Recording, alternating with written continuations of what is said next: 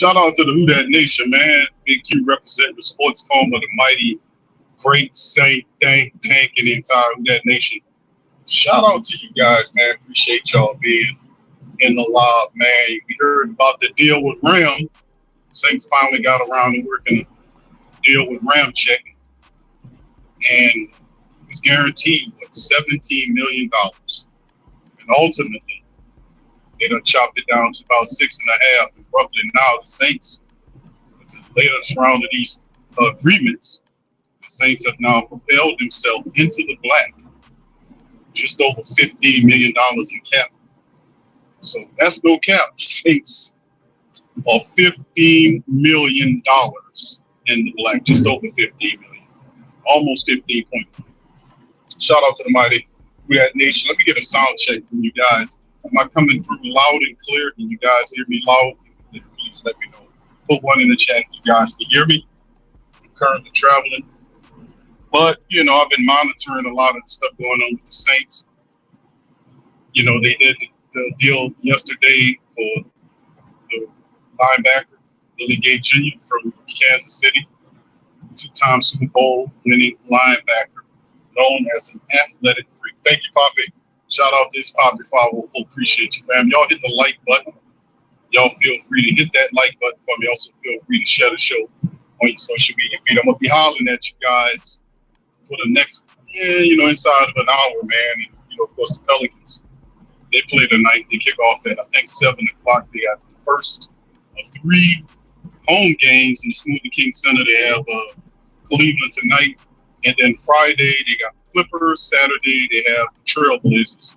And they're back on the road. I think they hit the road next week against Brooklyn. Something like that. I'm going to have to check the schedule. That's a lot going on. But shout out to the fam. All in all, how you doing, sir? Shout out to your mock dog. I see you, fam. Appreciate you. Much love. OG Jared. Shout out to you, bro. What's up, Corey? How you doing, sir? Appreciate you stopping by. Much love to the fam, man. Appreciate you as well, man. Okay, so I'm going in and out. Y'all just remind me, hit the chat if y'all hear me going in and out, fam. Just hit the chat. Let me know if my voice drops in and out and you can't hear me. So, like I said, I'm traveling right now, so I might hit a bad spot or something like that. You never know. But shout out to the fam, man. Listen, man, Ram. Let's talk about the restructurings right now. What the Saints need to do to address some of these things. Okay, thank you, my dog. Shout out. All right, yeah. Okay, thank you, my. All right, but yeah, we're looking at some of the stuff. When you talk about Chase Young, and I was doing some checking on that. I didn't see anything. I mean, not anything, any news on Chase Young, and I'm pretty skeptical about that getting happen because listen, Chase Young will be a good addition to the Saints defensive end room, no doubt about it. As much you can get as much help as you possibly can. Now, in terms of him, now he started off with the Panthers. Now, the Panthers, like I said, the Panthers are a team that's spinning right now, and they basically terraformed that offensive line. They added 2 new guards to sit there to beef up that interior, to help them run the ball, to protect Bryce Young. They traded for a wide receiver yesterday, Johnson from the Steelers, who is on the slick, a very good wide receiver. If you look at his production, his numbers over the season, man, that guy is going to be a good fit for what they got going on because Adam Thielen is the possession man. He'll be on the other side, doing his thing as well, trying to make things pop and snap for his side. But like I said, man, it's going to be very interesting, family, going against some of these NFC teams, these NFC South teams. And they have gotten busy, and they've added talent. They haven't waited. They know exactly what they wanted to do. And hell, they're doing it. I mean, they are doing it. They are really doing it. Wide receivers to help accentuate what they got. Offensive linemen, linebackers that they lost, And of course, we talk about the Saints. All we can really talk about right now is agreements and deals to get in position to do something, And once again, it feels like the Saints are behind getting these deals done, and they are behind getting these damn deals done. Because ideally, you want to have these deals done so that you be in position to go at and grab a key free agent and not wait around for another team who have the money ready in hand and ready to bring the person on the team. And as you can see, the Saints took some time before they finally got into the black. They did get the linebacker from Kansas City. I do like his tape. I was looking at some film on Willie Gay Jr. He's very talented, but like I said, he's basically an upgrade over what we had at Zach Bond. But let me ask y'all something. How?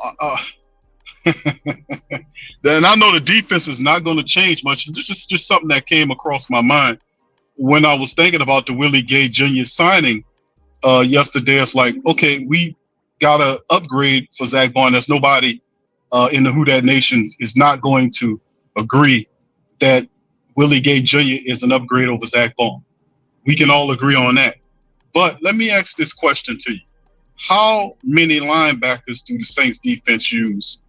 How many linebackers do the Saints defense use regularly? Yes, yeah. And when you answer that question, you'll get where I'm hitting at. Now, it's an upgrade, but that's something that we really needed to focus on right away. See, my point is there are bigger moves right now. And listen, unlike previous years, I don't know what this team is doing, fam. I'm sorry. I don't know what they're doing. Like I said, traditionally, most functional teams have these agreements and these restructures done before free agency hits so they can be in position to jump on and grab free agents over other teams. I mean, that's just customarily how it's done. Most functional teams does that. Get in position, get ready for free agency. And that didn't happen with us. We took a couple of days before we actually got something done, and then we signed this dude. So, I mean, we got some money here, like $15 million. Now the Saints looking at Chase Young. But like I said, I don't think the Carolina Panthers are going to let him out that building. I could be wrong. But I did see the tweet from Cam Jordan. Niles Carpenter, Saints writer, wrote on it on whodatdaily.com. He talked about it. But I did see the Cam Jordan tweet about about Chase Young. And the fact he was saying, yeah, go up there and talk to him, but come on down to the 504, pretty much in, kind of rubber stamping the Chase Young maneuver. But like I said, Carolina has a opening for a premier pass rusher, and since getting rid of Brian Burns. So I don't know exactly what's going to happen with that.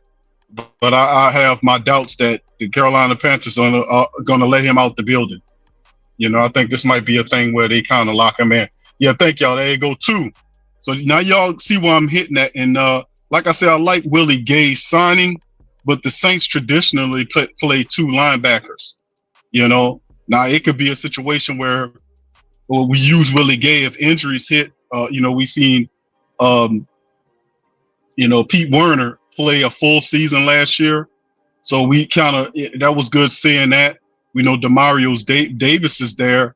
But this is like kind of is it a 1 year prove-it deal? Like it's 1 year, $5 million that's attached to Willie Gay. And like I said, it's an upgrade from the third linebacker position. But we don't really play three linebackers unless the Saints are going to do a move where they start playing more of the 4-3 system. And for that to happen, Willie Gay, who does have athletic ability, will have to cover some people for him to do that. So is that a possibility? Is that what's going on? But I find it very interesting. Also, some news under the radar that they're not talking about, that the Saints did re-up with Adam Prentice, the fullback. So now the Saints have two fullbacks that they brought in. They signed Xander Horvath, the former Charger / Steeler, whatever, fullback, versatile guy. And then they bring back Adam Prentice on a multi-year deal. Did y'all know that the Saints re-up today with Adam Prentice? So I'm like, okay, very interesting. We not really a team, but then again, we know Clint Kubiak's coming here, but you creating. I don't know. I'm not really excited about the Adam Prentice signing. I don't know what that was about. I really, like I said, I don't know what they're doing, man. I'm sorry. You know, we got other moves, and of course we know Jameis and Winston and all those guys stuff. We talked about that yesterday. The Michael Thomas situation, there was a report that Michael Thomas failed his physical, so he'll be a post June 1st cut.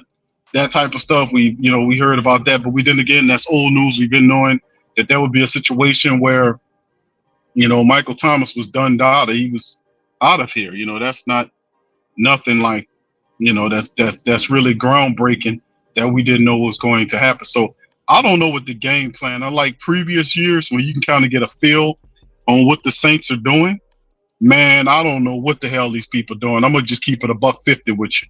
I'm gonna keep it all the way funky with y'all. I don't know what the hell these people are doing, bro. I'm gonna just be honest with you. I don't know what the hell they doing. I don't know what they doing, and I don't know about the fullback situation. I don't know what's going on with that. So I don't know, fam. Y'all go just have to pardon me on that, man. I really can't tell you what's going on with that. So, yeah, very interesting. All this stuff, man, I don't have a feel on what they're doing, man. I don't know. Signing, you got 2 fullbacks that you signed in free agency, one before they started in Prentice again on a multi-year deal. Y'all help me out, fam. Help me out. Help me understand what's going on, man.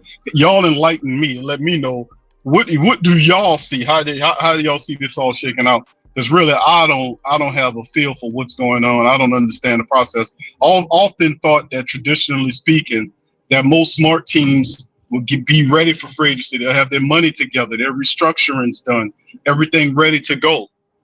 A certain amount of free agents that you want to attack before anybody else can get a hold to them. You're lining them up, seeing if you can get ahead of everybody else and contact them so you can see, kind of get to them before anybody else does.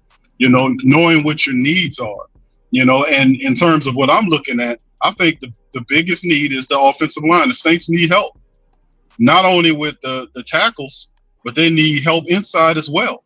The left guard position, if you're thinking Hurst is a quality starter, I disagree, man. I think Hurst, like I joke about this all the time, he almost getting to the point where you might need the Hurst to get him out of there. I mean, his game is deteriorating. He can't do what he used to do. He's old. He done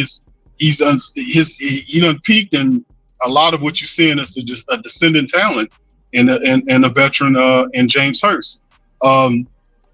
You look at other guys, man, like Andrews Pete's a free agent. You need a left tackle. Who's that? Well, it's obviously not Trevor Penny. I mean, we got Ramczyk on the deal. Ram said he'll be ready. The report said Ramczyk will be ready for a training camp. After having a minor surgery, I guess he had his knee scoped or something like that to get loose fragments out. I think that was one of the reports we was talking about, and it'll heal up, be ready for the season. But that's just like from what I'm getting, he needs more of a major surgery. That was a minor surgery to kind of move him along. So it's still a factor there that Ramczyk, that couldn't. I don't think we need. I think we need an insurance policy behind Ram. And I'm not saying you go out and draft another first-round draft pick and say you're going to put him behind Ram.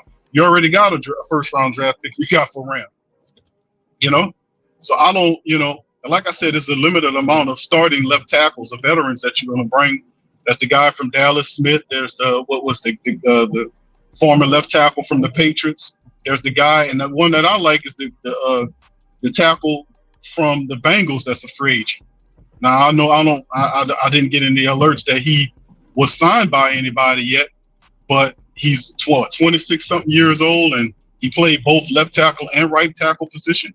He could be a guy that can help you. You don't need a really old veteran, to go in there. A stopgap option. If you want a younger player that can fit in there, that might be something you want to do. But I don't know. It doesn't feel like the Saints see that as a need. It's a need, but I don't. It's weird, man. It's weird. It's like, okay, I understand, like, from a defensive standpoint, what we're trying to do.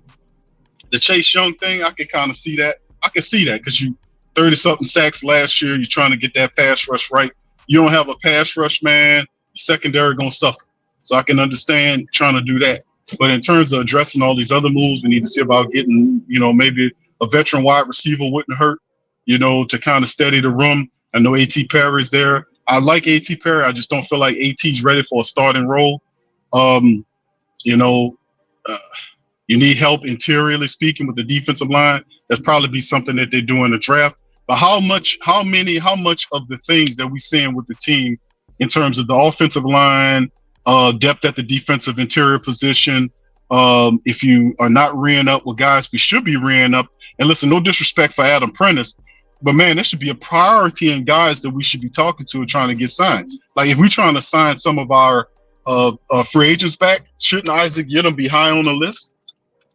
I mean, Isaac Yiadom should be high on the list for the black and gold to re-sign, right? Are y'all with me on that? I mean, I'm way more in favor of signing Isaac Yiadom than I am and talk about bringing Adam Prentice back to the team. And we got a guy, you know?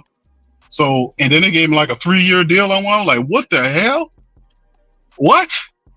But like I said, I don't know what these people are doing, fam. I really don't know. You know, so time will tell, man. Time will tell. But this is a very unusual period for the Saints coming out. I see them, you know, they lost some depth there. A lot of good players the Saints are going to lose, but you got to replenish your stock too. You got to put guys back. If you're losing guys, you got to replace guys with quality people. So we're going to see what they do, man, there. So y'all educate me on that, man. Yeah, family member saying I'm with you on that. Yeah, Trey Turner. Yeah, Trey Turner was cheap, man. He got hurt. Man. I'm just hoping Isaac Yiadom, and I think Isaac Yiadom deserved the contract. I really do. I think he deserved the contract. Jonathan Abrams played well enough where you can look at him, but if you want to try to see if you can get a upgrade the reserve safety position where Jonathan Abram would be, you know, I'm not mad at that if you can get the right rate. But in terms of like positional needs for the Saints, offensive line is up there. It really is. We don't currently have a left tackle. And the Saints, I got the feeling the Saints are not going to move Ramczyk from the right side to the left side. And that's really telling to me. And I don't think they're going to move him from right to left. So what do we do with the left position? Do we attack it in the draft? You know, we cool with having a rookie left tackle there. Are we good with that? What about the left guard position? Will we go with that? You know, we need wide receivers. We only got 3 under contract currently. You know, we could use a veteran wide receiver. I mentioned Scantling, the former Kansas City Chief wide receiver, since we're doing this Kansas City Chief thing when we got Willie Gay Jr. there. Let's go offensive with Scantling. You know, a veteran like him, big wide receiver, physical, that'll add to, you know, you could pair with a guy like Chris Olave. And there are others that I don't think will cost a lot of money. But, you know, like I said, man, this is a weird free agency period with me that I'm looking at. All right, so if you guys got any questions, yeah, Tyron Smith, that's what OG saying that. What's up, DJ Twigger? How you doing, sir? Shout out to you guys, man. Y'all hit the like button for me, fam. All right. All right, so shout out to the fam, man. Listen, man, we got a lot of stuff to talk about, man, with this. So y'all tell me how y'all feel, man, about the Saints' positional needs. Are you guys appeased with the Saints in free agent? I know it's been a couple of days now, but how do you guys tell me how you feel about the Saints free agency so far? You know, I know we still got some time left, but a lot of time left. But how do you guys feel about the Saints right now? Y'all enlighten me. Let me know how y'all feel about the Saints period. Are you guys feeling pretty good about it? Pretty positive? You thinking the Saints are moving in the way that they're supposed to move? How do you guys feel about it? Let me know in the chat, man, because I want to know how you guys feel about that. All right, Troy says, Troy, you say, hell no, bro. You don't like how they moving, huh? All right. DJ D Smooth says, been only 2 hours and 30 minutes since talks began.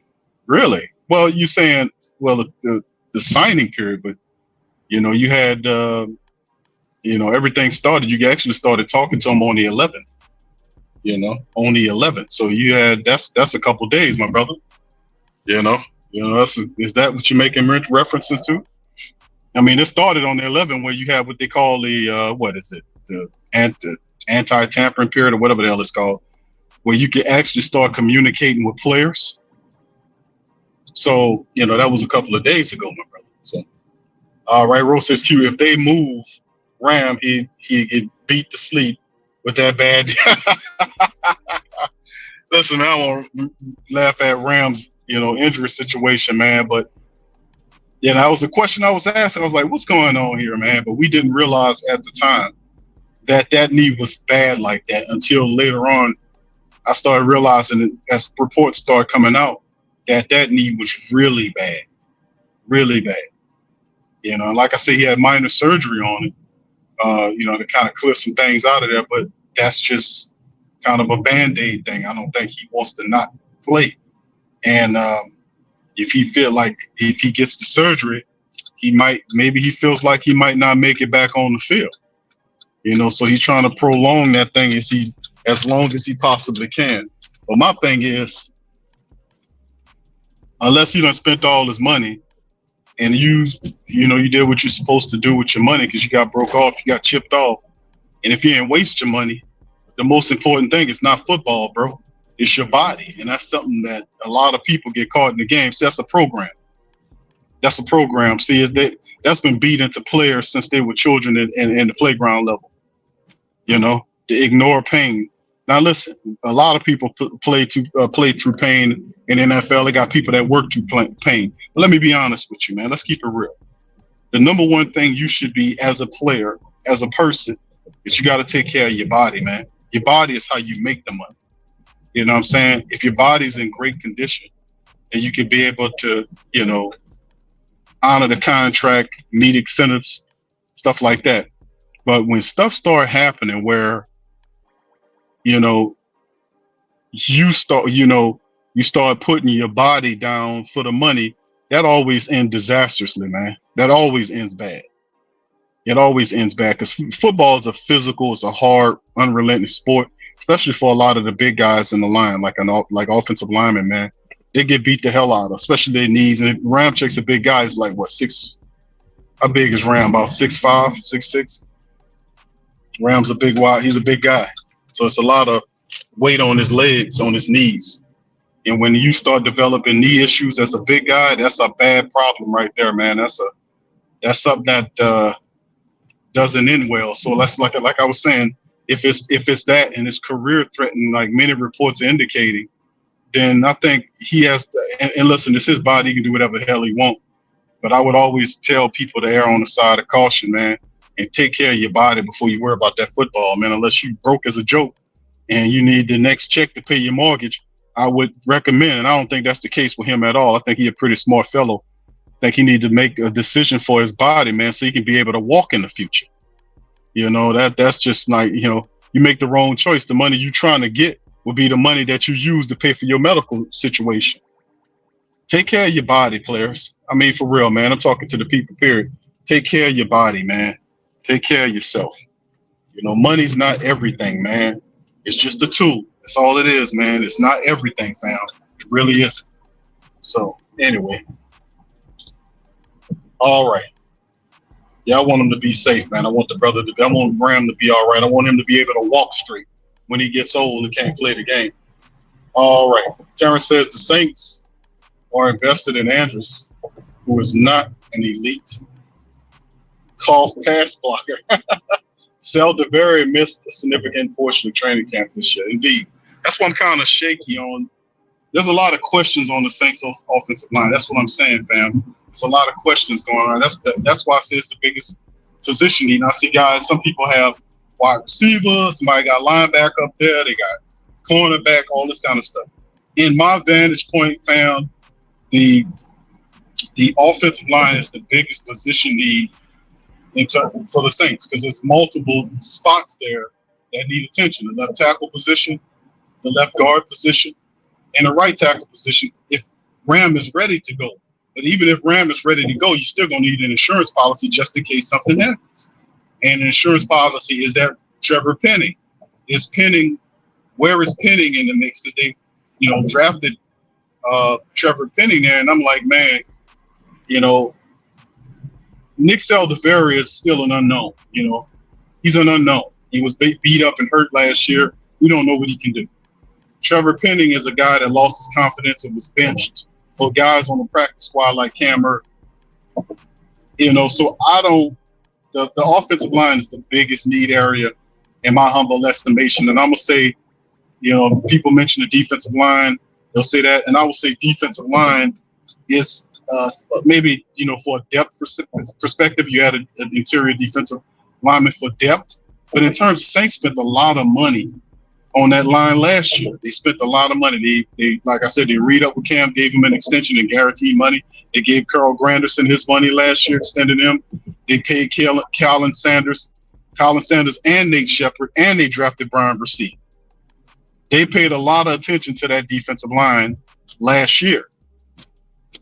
Now it's time to pay the similar attention to the O-line. The O-line needs help, fam. Ain't nothing going on. Ain't no running of the ball. Ain't no passing of the ball if they don't solve this offensive line situation, fam.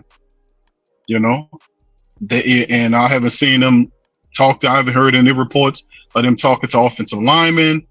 We heard Avonte Maddox. We don't really need Avonte Maddox to be honest. Well, I guess from a standpoint, if they looking at trying to put him as a depth piece, I don't think he's a dime guy. I think that guy coming in need to be a nickel, or perhaps he can double as a kind of a guy that plays on the boundary. But like I said, man, I just feel like a lot of these positions that the Saints are going for right now is like, okay, I don't know. Usually you kind of attack your needs first in free agency, and then you kind of funnel your way back. I don't know what the strategy is, so I'm gonna just wait and see what time it is, man. I really too. I don't understand what they're doing, fam.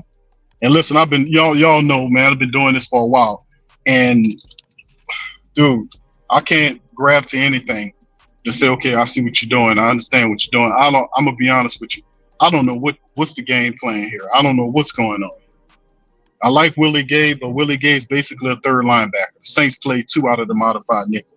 They don't have a giant scheme fit that they're going to change like if it's on offense. The Saints offense, if they're going to change, they're going to need pieces. So if we're not going to get them in free agency, are we going to do it in the draft? We got no choice if we're going to do it in free agency. We got to do it in the draft. But some of the biggest need, like I said, the tackle position, the blindside tackle position, is something that if you're the Saints, I would definitely pay attention to, because Hurst is not the answer. That ain't gonna work, man. So I don't know, man. I just don't know what's going on with these folks. I'm gonna be honest with you. All right. Terrence says stop forcing Ram to block in space because he's not athletic enough to slide inside to guard where he can dominate his opponent inside a closet. Okay, thank you, bro. Appreciate that. Well, I mean, maybe at one point, man, a lot of what I've seen with Ramczyk, man, he's just like, it's just, man, that knee really took him down, man. It really did. He was excellent. Terrence says Cesari's at the other guard. Yeah, he is at the other guard.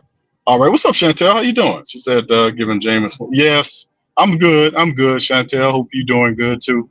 Yeah, I know Jameis. A lot of people was kind of sad when Jameis left, but he, shout out to Jameis Winston, man. He was down here for 4 years, man. 4 years, damn. And Jameis, man, he wasn't perfect all the time, but Jameis Winston was a guy that, I got a lot of respect for, because he was a guy that was in the community. He was a little thrown off, but in a good way, you know what I'm saying? He was thrown off, but in a good way, you know what I'm saying? He wasn't thrown off in a bad way. But Jameis was a guy that was a team guy. Guys love Jameis. And, when you lose a guy like Jameis Winston, who replaces that type of energy in the locker room? You know what I'm saying? It's just not, who he is as a person and what he does for the community, but who's going to kind of bring that same energy in the locker room? You know what I'm saying? Who's going to replace that type of energy, man? That's the question I have about Jameis, man. I don't know. But, yeah, shout out to Jameis, man. Jameis is a good dude, man. It's sad to see him leave the Who Dat Nation, but I'm happy that he'll get an opportunity to play for a team that might actually give him an opportunity to play quarterback again in the NFL. I know the Browns got a guy they spent a lot of money on, but, like I've said before, that guy can't seem to stay healthy. And if he can't stay healthy, Jameis is going to get his reps. All right. Rose says Q Simmons is asking for big money. What about Quandre Diggs or bringing Von Bell back? I mean, do the Saints really want to? I think they're comfortable with Jordan Howden. That's probably one of the 2 or 3, 4 things on the team that I could be pretty sure of. That I don't think the Saints are looking to kind of bring a veteran. From what I'm understanding and what I'm hearing from the Saints, they're pretty satisfied with Jordan Howden, taking a position. That's why they got rid of Marcus May. They felt like May was in the way. You know what I'm saying? He was in the way. May is going to be one of those forgettable players that we have that really didn't do nothing. He wasn't as available. He didn't turn out to be exactly what he wanted him to be. And, he missed a lot of time here, man. And he had suspension and all this. And Jordan Howden just made him expendable. So usually when you got a guy like Jordan Howden that showed you he can occupy the starting position at a cheap, he's a rookie on a rookie. I mean, he was a rookie, but he got a rookie, that cheap veteran, that cheap draft contract that he picked up on, you would more than likely want to keep that going. And from what I'm understanding, they are very satisfied with Jordan Howden. They're very satisfied with him. Now, the only veterans I see the Saints bringing in, and I've said this before, is a guy that backs him up, like a veteran, like we seen last year when they picked up guys like Jonathan Abrams. Jonathan Abrams, a veteran, won't cost you a lot of money.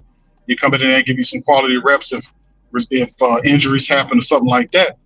But that's what I'm looking at, and I'm not surprised about Justin Simmons. I told you that.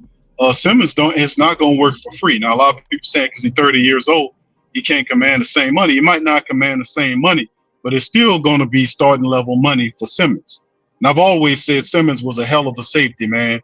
Yeah, he's a hell of a safety. But at the end of the day, do you really want to spend that kind of money on him? And you got an up and coming, a pretty good young safety that fit what you got going on. So from what I'm hearing, the Saints are satisfied with Jordan Howden. And that anything that pops in there, and that's the word on the street, is that it would be a veteran to back them up. So, we'll see how it all changes and goes. If the Saints have a difference of opinion, if they have a mind change on that. But from what I'm hearing, that they're pretty satisfied with it. Somebody says May is an alcoholic. I don't know if he is or not, brother. But, oh, yeah, you talking about from the tape when he was in or he got caught driving drunk. I don't know if he just got lit that night or, what I'm saying? Because it happened, bro. Guys, it's the psychic of some players, not every player.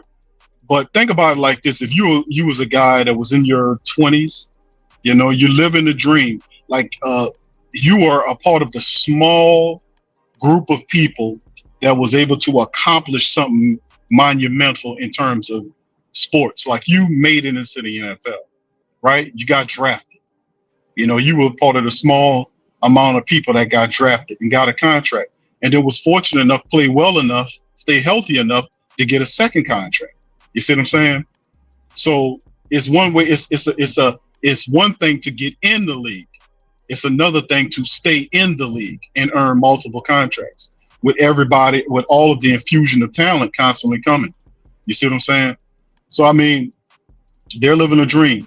And when they accomplish that, that's like it's a kind of a euphoria. Like most people, like think about it like on a regular person level. Let's say you're a person that's going to college or a person that's going to trade school, and you're trying to get, your HVAC certification. I don't know, something like that. And you go through all of this schooling and studying, you staying up late studying, all this kind of stuff. You spend all the time going back and forth, failing this, passing it, studying more, doing this, and putting all, sacrificing, making the sacrifices, not going to the parties, not hanging out with people. You got to study. You got to do this. You see what I'm saying? Or you a person that's got a family and is working and getting training or going to school on the side while you still a full-time parent. You still got to do your stuff for the childrens. You still got to take care of stuff if you're married with your people. You still got, working and all that, and then school on the side. And then ultimately at the end of all of that long trip down there, you get that degree, you get that certification. You know what I'm saying? You get, like him, you make it there. You get the signing bonus, you get the contract. And what most people do, the responsible ones, is some of them, the first thing they do is buy mom and dad a house, or they give them some money, life-changing money that changes their lives. You know what I'm saying? Help them pay off some stuff, put them in a position. Or they create something generational, start an estate plan or whatnot, and kind of help set up a situation where they can start beginning to build real generational wealth that will impact them down the road. That type of stuff is what we're talking about. And when you're 24, 25 years old and you reach that level and become rich at that age, and not everybody, but some people don't come from an environment where they are used to that kind of money and they finally get there, that could be kind of, that could be a bit much the process. You get what I'm going? That could be a bit much the process, because even if you got the money at that age, it takes a certain set of skills that only wisdom can deliver to a person at that age. Because we all know that most of us didn't come out the you know what, with that information, with that wisdom. So you have to rely on people who do have that wisdom. You got to trust people that was close to you that helped you get there with that wisdom, and take what they're giving you as facts and kind of incorporating that into your game. That's what I'm talking about. And for a guy that might not have that type of support system, it could be problematic. You know what I'm saying? It could be stressful.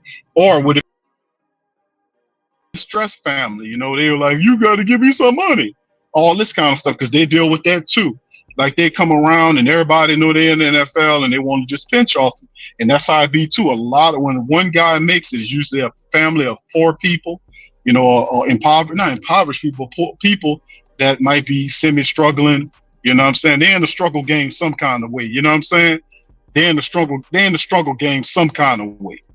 And then the guy makes it in the NFL and they look at him as like a blue chip to something grander and greater. And that's a lot of stress to put on these guys. And telling people no, and then having, you know, all this kind of stuff, or lending out money to people and they don't want to pay you back. And all, it's just, all this is the craziness that comes with it. Because when you get that money, the real nature of people that's supposed to be family and friends come out. The money brings it out of the weak people. That's what it is. The money brings some of the nastiest, triflingest, evil, demonic energy out of these people. It brings it out of them. Not everybody, because they got people whose mindsets and hearts are not centered in that stuff. But I say all that to say that who knows what kind of demons Marcus May was dealing with when he was drinking and doing all this other kind of stuff. Or, you know, and Deontay Harris Hardy, he was caught speeding and drinking. You know, we know he a good dude, but like I say, it's a school. And at that age, man, when you make it up there, if you don't have a good support system, it could be very traumatic to you. I'm telling you, it's a lot of stories and peoples and stuff like that. Hell, I personally know people. I got people in my family that I know personally that have reached high levels in the system and people recognize them, and, you know, and all this kind of stuff. And they had to deal with similar situations. You know, we all had to deal with it at some point or some fashion. I'm telling you, it's a real interesting dynamic. That's why when you get your money or you get success, or some things like, and listen, fam, I know a little bit about it. You know what I'm saying? I got a little knowledge here, but I would often caution people who are successful to keep your success to yourself, man, and operate with the principles of quiet money. Don't let people know what you got. You don't have to wear your money. You see what I'm saying? Because you're marking yourself, but operate with the principles of quiet money. Don't let people know what you're working with. It alleviates the stress on you and all this other kind of stuff. So like I said, man, just keep it to yourself, financially speaking. Help who you know you can help, because you can't help everybody. You know, you can't save everybody from the school that they're supposed to go to. You know what I'm saying? In many cases, the Most High put these people in this school for a reason, because they did something they wasn't supposed to do. And you come along thinking you're going to get them out of it. Next thing you know, all kind of stuff spiritually and financially started happening to you because you catch yourself up into something that you're not supposed to be doing. You ain't supposed to, that person's supposed to be in that school for a reason, because they put themselves there and they got to figure a way to get out of that. You get what I'm getting at? But anyway, that's what I'm thinking about Marcus May. That's what hit my spirit on that, man. All right. Jack says, don't have to have the nicest house in the neighborhood. Exactly, man. We don't have to have the nicest house or anything, man. All right. My daughter, so you mean Winston wants Mike T because Winston, the one who would be playing, Massage Man, will be hurt again. Massage Man, okay. All right. Nate says we need offensive line and defensive line. Ram and Cam. How about that? is killing us, eating cap and getting what is that wrapped onto. Okay, it's kind of oh, okay. I see what you're saying now. Ram and Cam, huh? I got you, brother. Ram and Cam. It's very interesting, man. To be honest with you, fam, it's very interesting to be honest with you about the whole dynamic. I think the Cam situation thing the Saints are doing with Cam is a loyalty thing, like signing Cam to a deal. Cam hadn't had decent numbers in the last couple of years. A lot of people been on Cam Jordan on his bumper a lot because of the low production. He got a 2-year deal and he gets on out. So they're showing Cam some love, and Cam is a one-time dude that you see gonna do that. You might not see that again. You know, we seen it with Cam. Mike Thomas ain't the one. You know, could you imagine like the Saints and Michael Thomas making it work to a point where those guys are good and they give Mike Thomas a 3-year deal that's acceptable, that's good with them with the cap situation, and then ultimately he goes out being a Saint. But like I said, it don't happen with everybody. You know, it's a very rare thing if you think about it. A team that starts with one team and then finish with the team, and not only finishes with them, they don't become like a Udonis Haslem. Like, you know, Haslem was a good player for him, but he wasn't no Hall of Fame guy. You know what I'm saying? He was mostly a role player, and he just kept getting, you know, little cheap deals to stay around with Miami. I ain't trying to disparage what he's doing, but it's a difference with a guy that's like, that broke all the records. You know what I'm saying? That he the top guy in that franchise. Like, they drafted him with a first-round selection to be, you know, a solid defensive end. And guess what? Cam Jordan did that. And see, and then the question comes to, he broke all these records. He's the top sack man in NFL history. I mean, in Saints history. He still has a couple of years left on his contract to add to that. You know, and I don't know where he is in the active sack list in the NFL. I know he's up there, and that's probably one of the things he probably think he could be chasing. But like I said, the Saints don't overdo it with Cam Jordan. You remember, they've been kind of adjusting Cam's reps. They've been doing that for a while, man, for at least the last 5 years. And Cam used to complain about this, like, man, let me go. Let me get out here and do it. But they would be kind of massaging his minutes. You know what I'm saying? Kind of messing with his minutes and not his minutes, but his reps, and kind of keeping them, you know, under a certain amount of snaps, stuff like that. So, I mean, he used to complain about that. He don't complain about that too much more, I guess, now, because he gets a little older. But yeah, man, that's what I'm thinking about Cam. But I like I said, fam, you might have a situation here with Cam Jordan, man, where Cam is a dude that is he's definitely living off the GP, man. But I still got faith in Cam. I'm gonna keep it above 15. I think Cam is, you know, when he's totally healthy, and he got a guy on the opposite side of Carl Granderson, who is the most talented defensive end we have. If Carl Granderson start cooking, fam, that'll help Cam. Because really, let me ask y'all this: do y'all really think Cam Jordan is going to get doubled next year? I'm asking. Things got to change when you get older, right? Guys, our team's still going to double team Cam Jordan is what I'm asking. I mean, I look at all this. Is Cam going to get doubled in the upcoming year? Because he should be 100% healthy when the season starts. Shouldn't be. Is Carl Granderson going to be the guy that takes that? And Carl's maturation, his ability should make it easier for Cam to play on that side. And they're going to be mixing in guys like Peyton Turner and Isaiah Foskey, so they don't wear Cam Jordan out. But if he's not getting doubled anymore, that could change a few things, because Cam could beat a single. He can, at many times I've seen him beat single teams, single blockers. Last year, not so much. And, you know, you factor that in the age, you factor that into the injuries. I don't know. Y'all tell me. But that got to play a part in it. But I still like Cam, man. I think Cam will be all right, man. If he's healthy, I think Cam, if healthy, Cam can give you like what? About 5 or 6, maybe 7 sacks. I ain't going to go above that.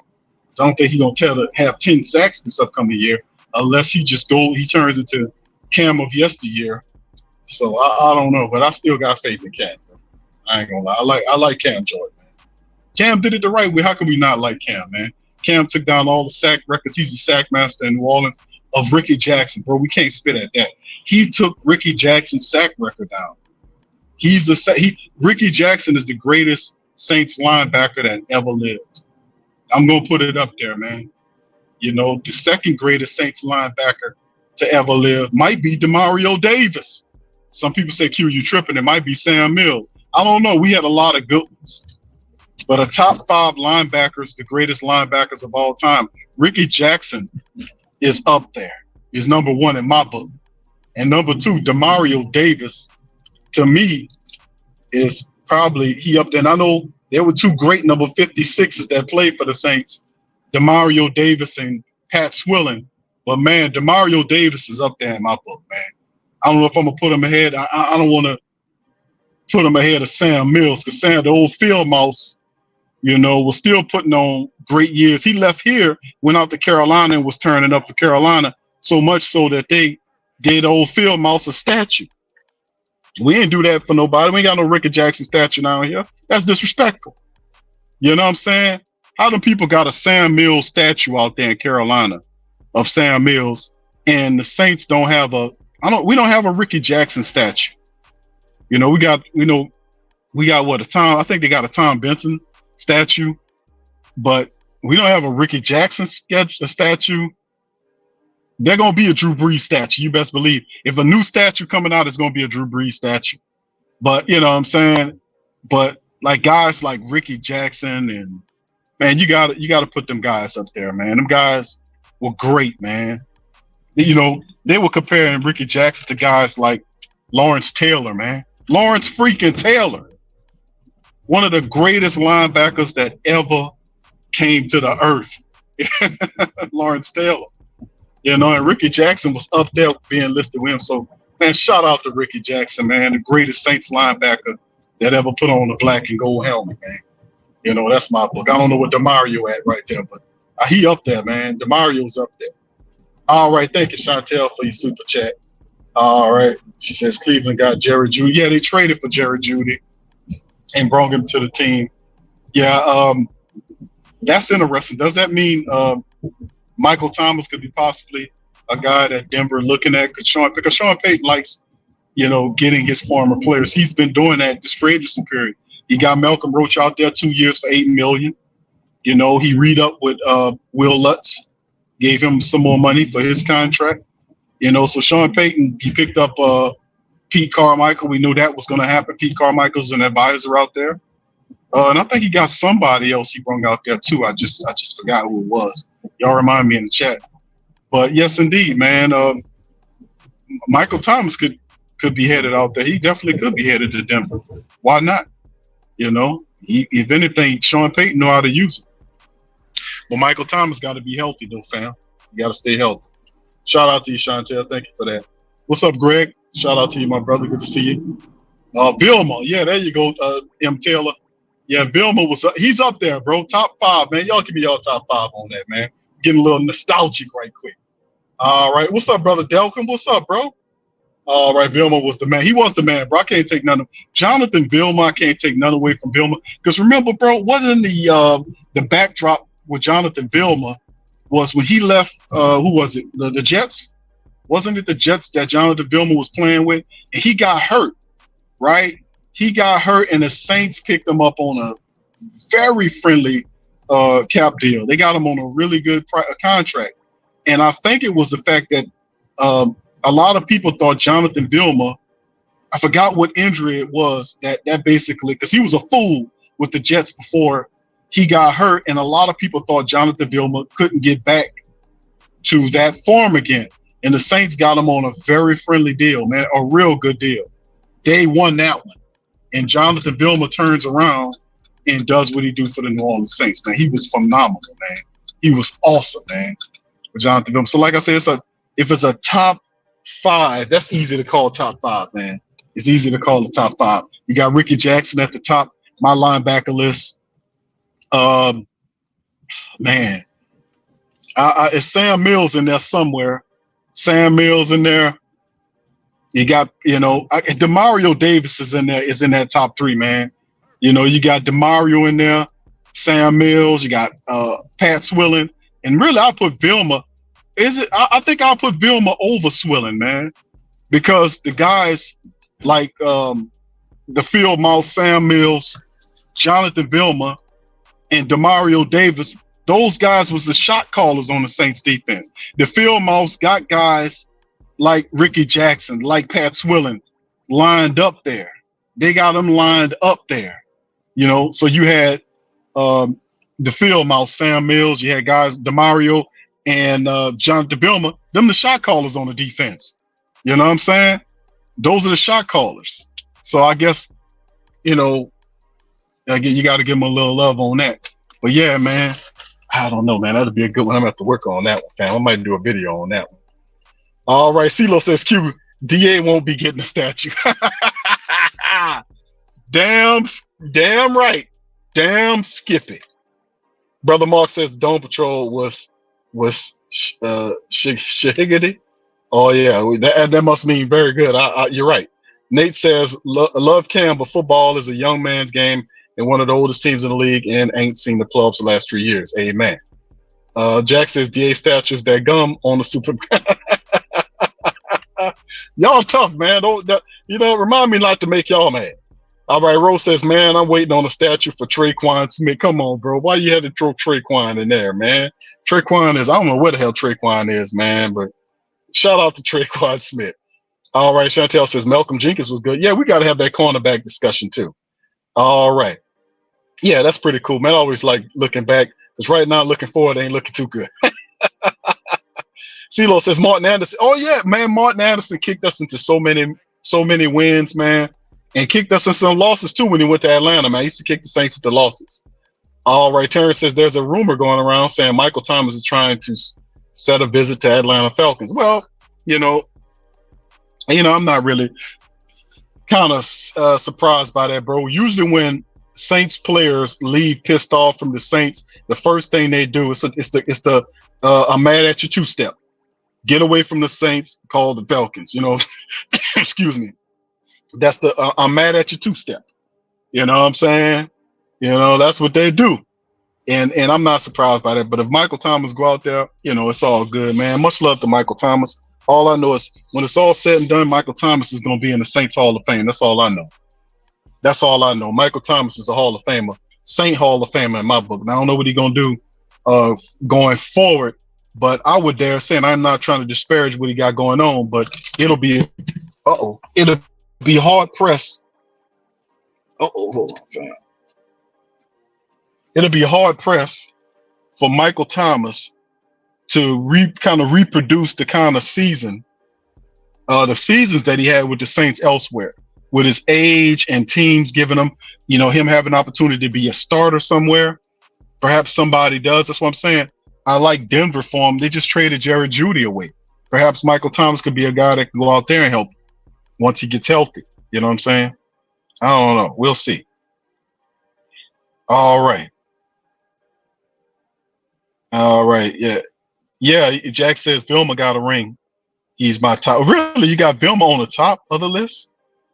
Yeah. Well, yeah, he does have a ring over everybody else. That's true. But listen, but if times were different and Drew Brees was living or he was a quarterback during the time Sam Mills and Pat Swilling there, bro, they would have had at least 3 rings. Let me tell you something, man. So having a quarterback counts, You know what I mean?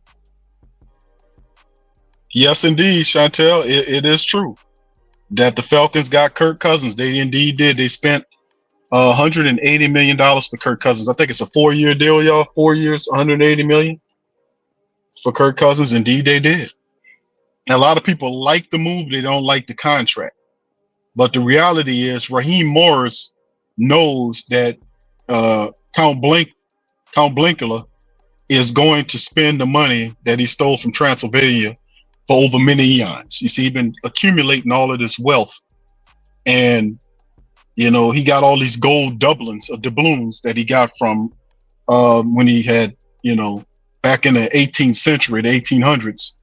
He flew out there. He was, Count Blank seen a pirate ship. And really, if y'all remember the story of Vampire in Brooklyn with Eddie Murphy, y'all remember that movie?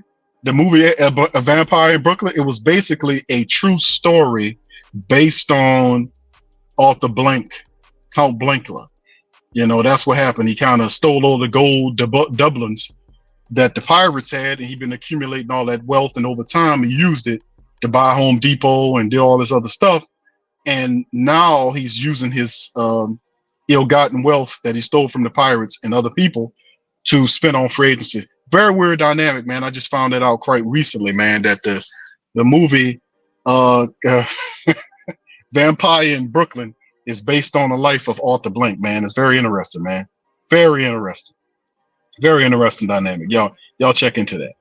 All right. So yeah, $180 million, man. He got money to burn. And at the quarterback position.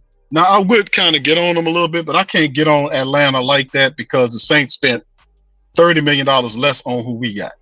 And truly, truth be told, I think, you know, if those guys go to head to head, you know, I think I would give the edge to Kirk Cousins, to be honest with you, because Kirk Cousins is not a gunslinger. He's not a gunslinging quarterback, man.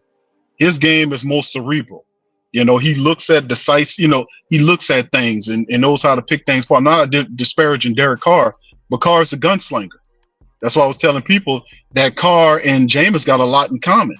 You know, they have a gunslinger mentality. They're guys with big arms that like to get the ball and push the ball up the field. That's the exciting part of the game in the NFL. If you got a deep ball guy like a Rashid Shaheed or a Chris Olave, guys that can get downfield and all you have to do is throw it out there and they'll run up under it.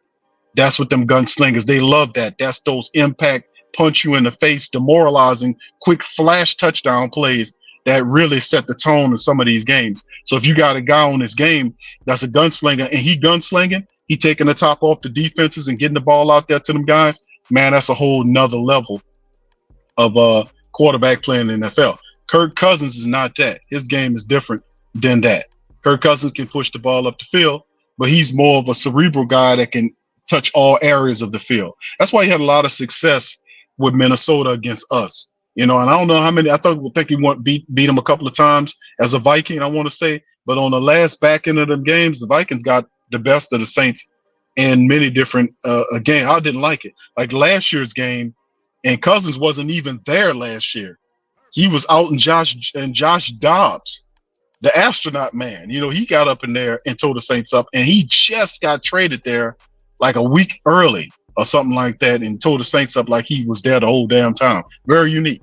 So if I said to myself, boy, if Cousins was there, could you imagine what he'd have done? If Josh Dobbs, a guy just came off the trade bin from Arizona, did that to the Saints, man, could you imagine what Cousins would have done? And by the way, they didn't have Cousins or they didn't have Justin Jefferson, still beat the Saints. Crazy. But anyway, like I said, it takes more than just having a gunslinger mentality, man. You got to be intelligent out there. You got to know how to look over the field and get the ball to the appropriate people, stuff like that. And, you know, our guy kind of tends to, you know, I ain't disparaging, but our guy tends to, you know, don't look over the field all the time. It's crazy, man. But, you know, I don't know, man. We'll see.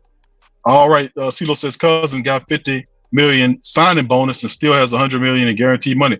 Yeah, they say it's desperate, but no, Atlanta is setting themselves up to win. Listen, the Kirk Cousins move might have been a pricey contract, but that's the state of the free agency right now. All those contracts are elevated. They pumped up.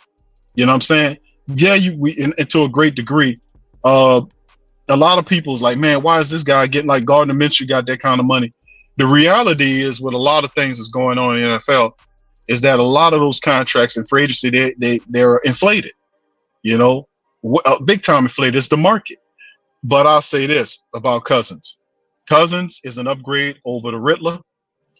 He'll be a guy to come in there and bring balance to the offense.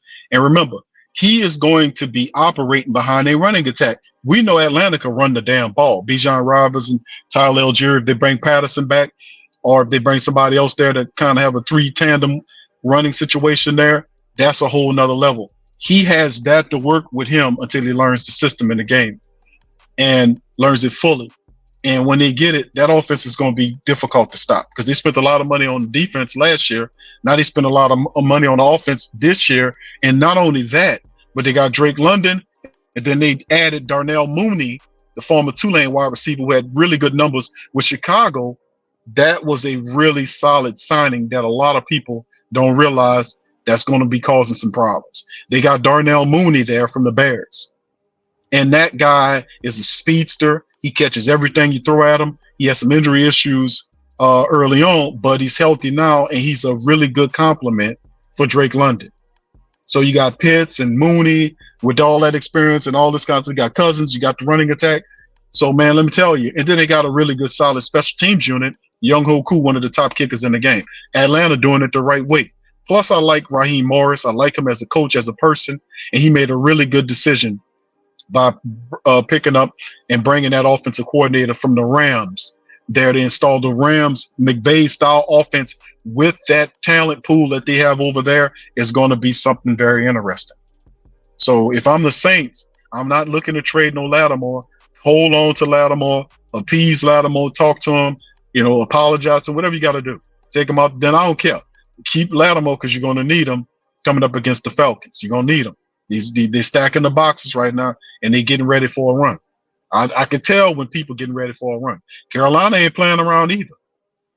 Carolina is not playing around either. They got a compliment for Adam Thielen. They got 2 offensive guards that they signed there that will start from. They put a lot of money on them too.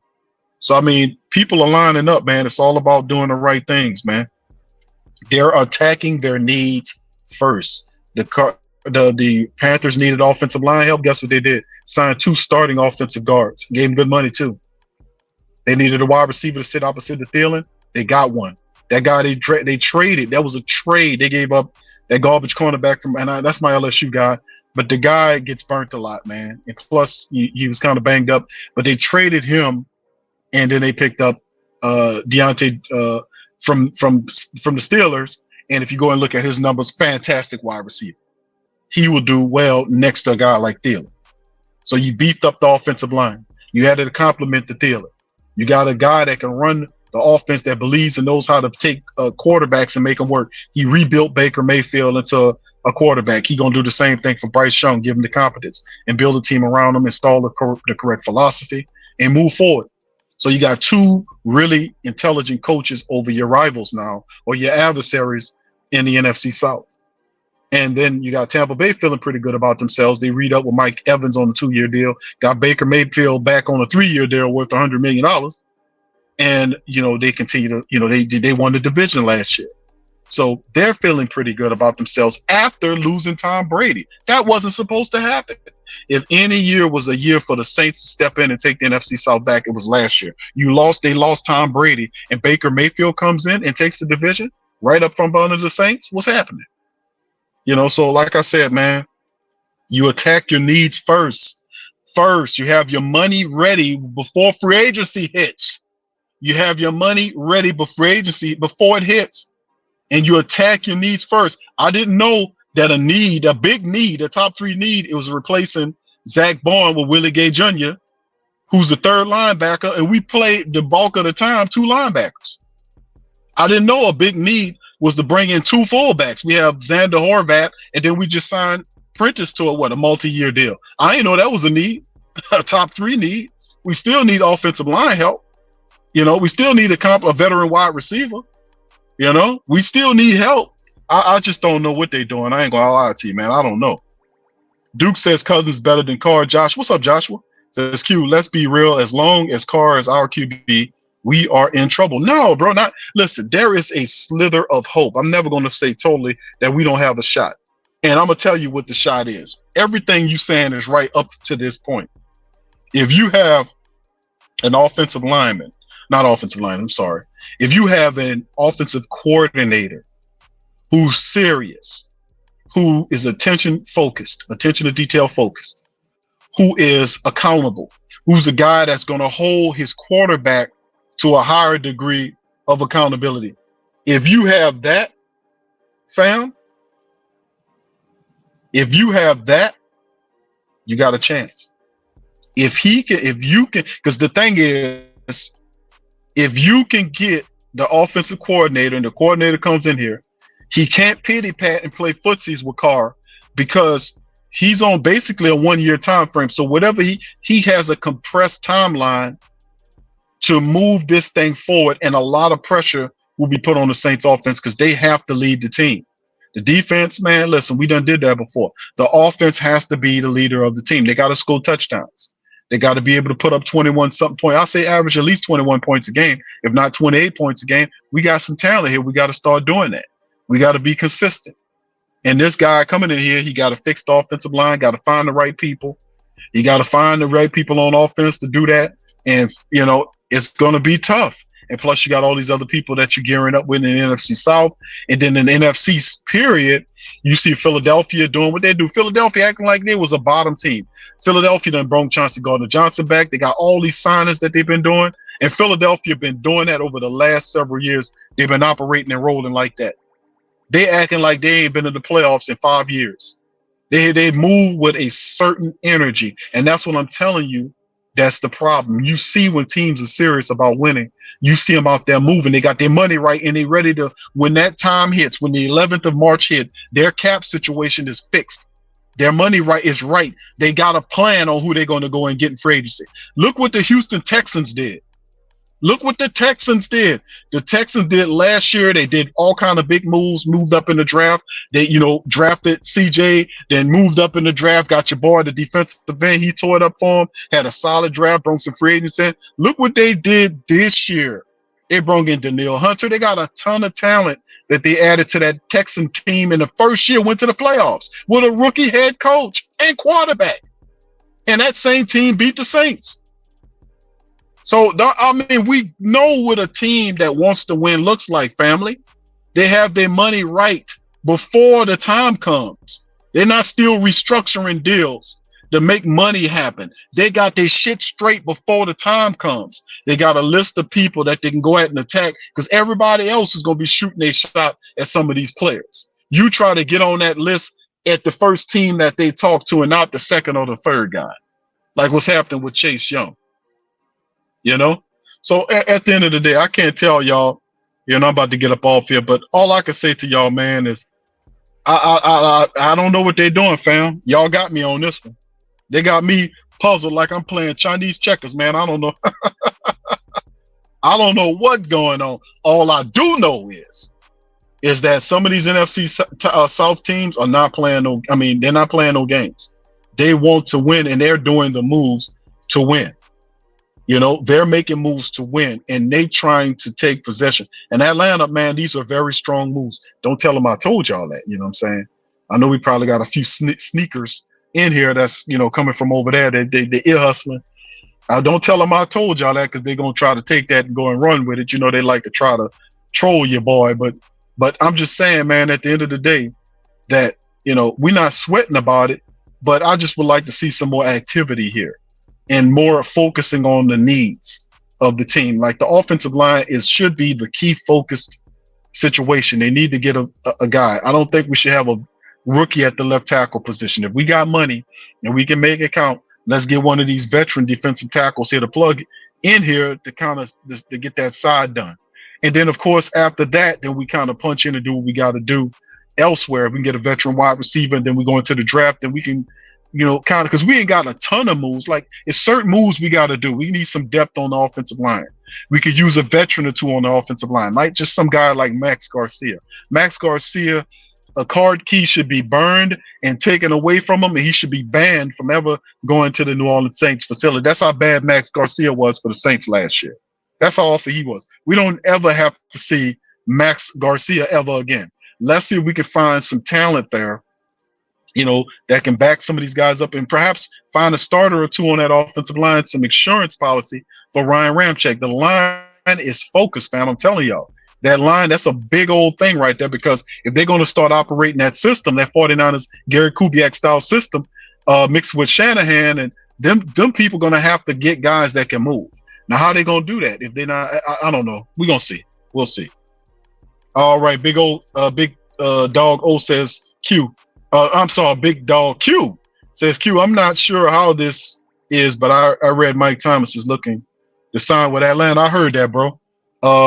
And that really doesn't surprise you, bro. That's a laundry list of players that used to play for the Saints that the Saints disrespected from a monetary standpoint in some fashion, and they go to Atlanta. Joe Horn, Martin Anderson, Bobby Hebert, It goes on and go, bro. I just named like Mike Thomas could be in that number of people that leave and go over there.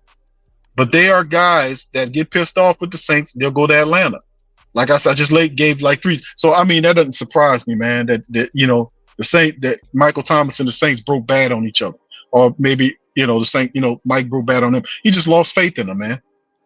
Can you too? You says you're gonna need Laddie, but they better get a late first for him if they pull the trigger. I don't want them to pull the trigger on that, bro. But these people, like I said, I don't know what I don't know what the plan is. What's up? Joe says Mickey Loomis needs a statue of Uncle Phil throwing about the. I don't like that. I don't like that, Joe. That's not funny. That shit ain't funny at all. All right, Lester. What's up, bro? Says Q. How does the new Saint feel about Loomis and the Saints head coach? How does Reverend Saint? Okay, I'm sorry. I'm reading this off my phone, fam. You gotta. I gotta apologize to you, man. The letters are very small. How does Reverend Saint feel about Mickey Loomis? Bro, Reverend Saint we haven't heard Reverend Saint in a while, baby. Reverend Saint somewhere, he ain't too happy about some of these moves. You know what I'm saying? I think, Reverend Saint, told me a while ago that that Dennis Allen needs an exorcist. Reverend, listen, baby. No, hold on, Q. I got it, baby. Baby, listen. Reverend Saint, where the hell you came from? Well, let me tell you something, man. Baby, let me tell you something, baby. It's hard out here, baby. Let me tell you something, baby. I ain't gonna say for a pimp, baby, because I don't do that no more. Baby, I don't do that, baby. Listen, baby. Baby, hold firm, baby. I'm gonna tell you something, baby. Baby, I'm gonna be honest with you, baby. Baby, I'm not happy, baby.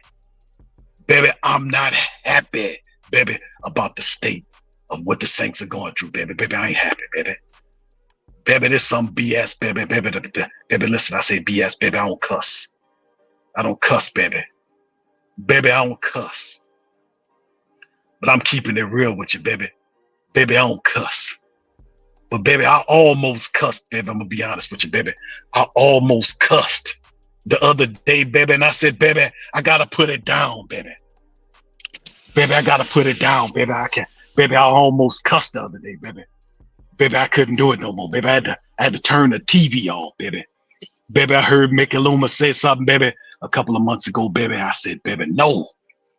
Baby, you won't do it, baby. Baby, I won't let you do it to me, baby. Baby, let me tell you something. You need an exorcism, baby. Baby, let me tell you something, baby. You need an exorcism. I'm gonna tell you something, baby. You need an exorcism. All right, thank you, Reverend Saint, bro. You go home, bro. Go ahead on and chill out over there, baby. Yeah, there you go, Reverend Saint, bro. We haven't heard from the real man in a while, man. How about that? Reverend Saint popped up here, fam. How about that, baby? How about that? Yeah, it's all right, man. Shout out to Reverend Saint, man. Yeah, man. Reverend Saint was talking, man. He was, baby, no, baby. Baby, let me tell you something, baby. I don't cuss. But baby, I almost cussed, baby, when I heard what Mickey Loomis said, baby. Baby, let me tell you something, baby. I'm older than you, baby. Baby, let me tell you something, baby. Baby, you're wrong, baby. You're wrong. You're wrong, baby. You're wrong for what you said there, baby. Baby, you're wrong. All right, Reverend Saint, thank you, sir. Appreciate you. Reverend Saint mad, man. Reverend Saint upset, man. Reverend Saint's gonna be all right. It's gonna be all right, sir. Boy, it's not gonna be a good day when Reverend Saint mad at you. Let me tell you something. Demetrius says y'all missing youth. That's what's holding y'all back. I don't think it's youth, bro. We got plenty of youth, bro.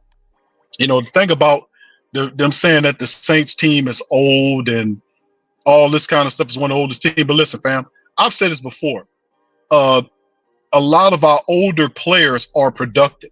Like a lot of them. When you talk about the older guys, you're talking about Tyrann Mathieu. Tyrann Mathieu had an excellent season last year for the Saints. You know what I'm saying? Demario Davis was a Pro Bowler. He's one of the older guys. You got Cam. That Cam probably was the exception because he was dealing with the ankle issue. But fam's gonna say, Q, where was he at prior year? This is true. But Cam got to stop. Cam almost got him Jordan type stuff over the last couple of years. He'll get back there and just can't finish the play. He can't get the guy down on the turf. You know what I'm saying? Guy will break away some kind of way. Cam got to fix that over the next 2 years because Cam gets back there. He has to finish the play though. He got to finish when he gets back there. Taysom Hill is one of those players. Taysom is an older player, and Taysom is super productive for us. Running back, wide receiver, all kind of stuff for us. So, like a lot of these guys were, and Michael Thomas is a older player for us that drove that number up. He was productive up until week 8. And I know he got hurt in week 9, but he was actually doing some positive stuff for the Saints too. So some of our older players, the majority of them are productive starters. So that's a positive side about it. And we got a good youth mix. Chris Olave, Rashid Shaheed, Elvin's getting up in age. He's like 29, I think he is, 28, 29. I won't consider him old, like in the 30, almost in the mid 30s, like a Taysom or a Demario Davis, all these guys, Tyrann Mathieu. But we got a good mix of youth, Carl Granderson and others that play well for the Saints. The issue is management, like with our scheme. We don't have the accountability. That's the thing. People always look at and say, okay, you're too old, you got a talent issue. No, it's not an old thing. It's not a youth thing, all that kind of stuff. The Saints have all the talent in the world. The issue with the Saints is, and I keep saying this, is that they mismanage their talent and they are not accountable. That's the big thing that's really hamstringing the Saints up. They make way too many excuses. We don't have leadership at the highest levels where you're supposed to have leadership. And when we're talking about accountability, all that falls under leadership because a true leader is going to make sure his team is accountable, and it starts with him. So we don't have an accountable general manager. He's too stupid. He'll stand up there and make excuses for failure and not even realizes he's making excuses of failure just to be a contrarian against you because you're right. You are right. Fam, listen, man. Let me tell y'all something. Let me cook and I'm about to get on up out of here. The whole issue with the New Orleans Saints, and they don't want to hear this, and I've been saying this consistently. I ain't just picked up on the Saints. I've been doing this, fam. I've been doing this. Been a black and gold man. How old am I now? 47. I've been a black and gold man for since I was a child, man. Since I knew what the Saints was. My grandfather used to watch the games when we was 5, 6, 7 years old. So you can tally up how long I've been a black and gold man. I'm a diehard. And when I talk about my team and the non-leadership ability, it don't hurt as much because somebody got to pinpoint what's really going on. It's not a talent thing because they bring the talent in, but it's not any leadership at the top of the team. Mickey Loomis is not a true general manager. I keep saying that. He's more a vice president of football operations than anything. He's not a real general manager. A real general manager will make trades. He'll get extra draft capital to pick up the team. He'll make sure that the cap situation is done before free agency gets here or before the 11th get here. We had plenty of time. A lot of this stuff should have been done and ready to go at the appropriate time. The needs need to be identified and attacked, as opposed to us going out here to get a third linebacker. No disrespect. I like Willie Gay Jr. I think he's phenomenal, but it ain't like he's a futuristic player. It's a 1-year, $5 million deal. See, we got the talent, and he's an upgrade over Zach Bond, but how many linebackers do you play consistently for the Saints defense? You only play 2 at a time. Now, at sometimes if they're feeling really froggy, they could try to slip a 4-3 system in there, but the bulk of the Saints defense is operated out of modified nickel where you have 2 linebackers on the field. You see what I'm getting at? We just signed a fullback. We had another fullback while we ran up with this guy. What's up? Can't we go at a more a better position, a higher focus position? Like I said, teams attack the needs first. They get the needs because in free agency, you got to get to some of these guys and see if you can bring them here. And there's also the sticking point that the word is out. And we talked about this before, that a lot of people don't want to play for Dennis Allen. So a lot of free agents that you could have gotten if you was winning, you're probably not going to get because the word is out on Dennis Allen being backstabby and weaselly. Guys don't want to play for guys like that because number A, that's a bad look. B, the guy could be fired and you could have another coach who you're not familiar with. They want some kind of form of stability as much as they can get. Not just financially and otherwise, but from a team standpoint. Nobody want to join some business that's constantly being sold back and forth. Where's the security in that? So they think about all this stuff before they decide to go to a team. So like I said, the word's out on Dennis Allen, man. It really is. And plus, when you piss off Reverend Saint, you really gonna have some bad luck. All right. All right, all right. Be Cool says the most frustrating part of all this queue is that there is no sense of urgency at all. This team, they really believe they are 2 pieces away, bro. It's all good, bro. I just want less that like I said, the Saints don't depress me. I know what they are, and I know what they're not.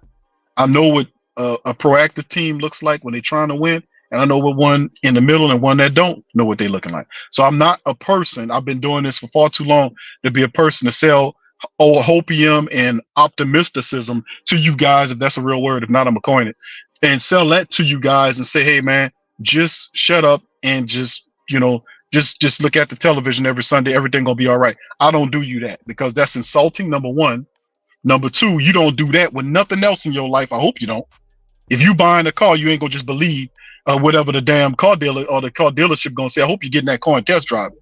If you buy a house, I hope you just don't believe what the real estate company say and just go, well, I'll buy the house face value. You don't go in there and look in the house. Don't go look in the rooms. Don't hire an inspector to go up in the attic and see if they got stuff going on. If they got termite damage that you might know about, leaky pipes, or whatever the case may be, you got an inspector walking in there. You see what I'm getting at? We don't do that with nothing else in your life except when it come down to Saints, you're gonna be stupid. You're not going to question them and say, well, whatever they say, they good enough for me. No, we don't do that with nothing else in your life. Don't do it with them. Whatever you consistently do, that you are a smart person that do your research and your due diligence, take that same approach into sports and don't be tied into no fandom. Don't do that because fanatics, they don't even respect fanatics. That's why I'm trying to get people to stop calling themselves that, because when you hear guys like Mickey Loomis talk, he talk about the fans. Nobody don't listen to no fan, bro. Nobody don't listen to no fan, man. They fans, that's a fanatic. He don't have any good sense. He don't have his own mind. He just roll whatever they say. That's what I be like. That's a disrespectful term if you really think about it, man. But that's why I stay away from it. If you want to use it, you use it. But I'm not really big into that. They don't even listen to that, but they'll listen to a supporter or a guy that's supporting the team. That's a different energy altogether. When you got a guy that's a supporter of the team versus some guy that's a fanatic. I'm just keeping it $1.50. It's different energy that comes with both of those words. It's different energy. People don't listen to no fans, man. They don't. Fans get constantly disrespected. But when you step out of that and take that hat off and say, listen, I'm a supporter of the team, and I will withdraw my support if you don't improve this damn team or you don't show me that you're about something, because my time is valuable. I don't have time to sit up here and watch you lose and then come to the podium every year after year, and don't compete. We don't support losers, fam. And for people that's saying that they diehards and they support the loser, you don't know your history. Because when the Saints was losing their ass off for 20 years, they had people out there that used to go to the games at first and were wearing brown bags. And they came up with the Aints term. That wasn't the Falcons or nobody else. The Saints diehards came up with the Aints to make fun of the leadership of the team, to force them to make changes to improve upon the team. And then when they got deep in the game and they would go to the games with the bags on their heads and call them the Aints and have posters and all that, and have effigies of the coach and stuff, all this kind of, would burn them, and all that went on then. And eventually got to the point where they stopped going. See, it's a process here. They just stopped going to the games. And when that happened, that's when things started to change. I'm telling you how cycles work in history. And I'm telling you, this is what needs to happen this time around. The Saints, for the last 20 years, have experienced success that they never have in all of their existence. Majority of the existence, the Saints been a very bad organization. They've been a team that get there and fail. You see what I'm saying? There'll be a half a team here. They'll miss. It happened. I was there. You were there. But the history, you got to remember your history. It gets to the point where teams, they get big, fat, and successful, and then they start forgetting about winning because they thinking that whatever they do is good enough for you, and it don't work like that. It don't work, and it shouldn't work like that, because you mean something. Your time is valuable. You got good sense, and you super intelligent. You know that. You know what a good team looks like. You know what a bad general manager looks like. You know what a crappy coach look like. You're not crazy. That's what I'm saying. That's who I'm speaking to. I'm speaking to those people. And for people that might not say, well, that makes sense, Q, I can get behind that. Well, let's rock together, man. Let's get with that. I'm saying it's time to stop going to these games because we done reached the point where the Saints have as a team has never been. Fam, they never made this kind of money before. Never in the history of their franchise. I'm talking about that 20-year span where they had like 15 to 20 years of sold out tickets. You couldn't buy season tickets. They had a list that you had to get on to get season tickets, fam. They had that for a long time, for almost 20 years. They done got to the point where they felt like whatever they give you and that they can't make no mistakes. Look how Mickey Loomis talks to you. I done showed it out on the stove. Who talks about, I cover Mickey Loomis and I pinpoint him, man. I make fun of his voice and all that. I'll just be trolling him a little bit, but I'm keeping it real. I don't say nothing about Mickey Loomis in terms of the team that's not true and how he moves, because a lot of stuff that Mickey says, it comes from press conferences because you get him up there and he'll expose himself that he doesn't do in-season evaluations because he's emotional. He can't handle losses. He can't handle wins. And I just don't do it. He said that. He'll get up there and say that you're not qualified to talk about NFL coaches. He said that.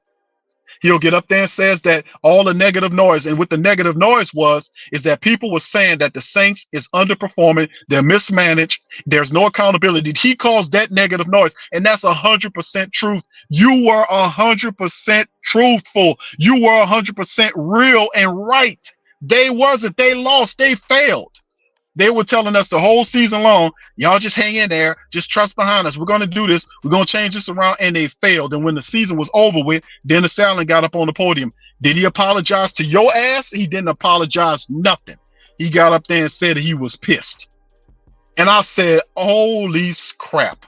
This guy said he was pissed. Where was that at when they was losing games to teams they were supposed to be during the season? You know where that was? It was bullshit. That is bullshit. He's full of shit. And I'm telling y'all the truth. And Mickey Loomis doesn't check Dennis Allen because he's off code too. He's not a real general manager. No general manager that's real at no football would be backing this guy, and you can look at him and see that he's not a winning coach. He got 9 victories this year because he had a soft schedule. We played a lot of rookies and a lot of teams was hurt. But we still couldn't get in the playoffs, fam, with a soft-ass schedule and playing against teams with rookie quarterbacks. We couldn't get in there. We got 9 victories. Couldn't get in there. Now, that 9 victories helped Dennis Allen out because he never won nothing before he got 9 victories for the first time. But it don't help you out when you got a team that's built to win right now. And now your more productive veterans have 2 years left on the agreement. What are we doing here? That's what I'm saying. Know your history. Don't be a fool and a chump for these companies. I'm telling y'all, this ain't the time, fam. That's thinking of 20, 30, 40 years ago. Don't be a chump. This is the age of awakening. We do not approach things the same way we did 5 years ago, 10 years ago, 15 years ago, 20 years ago. And that's what got them scared, because we understand our power. And I constantly remind people about that. It's not just about football. It's about them understanding your relationship to the team, all kind of ways, especially economic, and that your economics and your energy, your passion drives the team. It fuels the team, and your economics, your money, and collectively our money together could change things. And that's a power dynamic that I want us to realize again, because we can change all of this if we get on code, don't buy the tickets, don't buy the BS when they come out with the BS, and show them that we mean business. When you do that, then Dennis Allen out of here, Mickey Loomis, they got a new general manager, all that starts to start shaking when they see that money go down. I'm telling you the truth. Economic boycotts work. They are a strong technique to use on people that's off code. Trust me, I understand. Look it up. So anyway, man, that'll do that for me. Listen, I know that it's a lot. Thank you, man. Appreciate you, Professor. Shout out to the Professor, man. We got space. We got $15 million right now to go handle some business. That happened after the Ramczyk maneuver, so we all right. And to be honest with you, a lot of the cap situation is a lot of the cap stuff is really weird, and I think and the Saints improved that the cap stuff is like, it's fake. A lot of the cap stuff is fake, man. how they manipulate the Saints. They manipulate it in ways where it's just sooner or later they're going to end up changing the rules. Let me tell you something. They just it's just like it's not even real. It appears, and I mean they just it's just crazy. But anyway, we're gonna keep a look on some of this stuff that's going on. But just talking about the Ramczyk deal, I know we got the thumbnail up on Ram restructured. They got to keep on going, man, and we're gonna see what the direction of the team. So I'm not gonna let the Saints shouldn't depress you. These are cycles and times that everybody got to go through. Fam, we can't win forever. Sooner or later, we gonna get a dumbass coach and a piddling back-ass general manager that's gonna screw it up. This is the cycle of life in non-life in the NFL.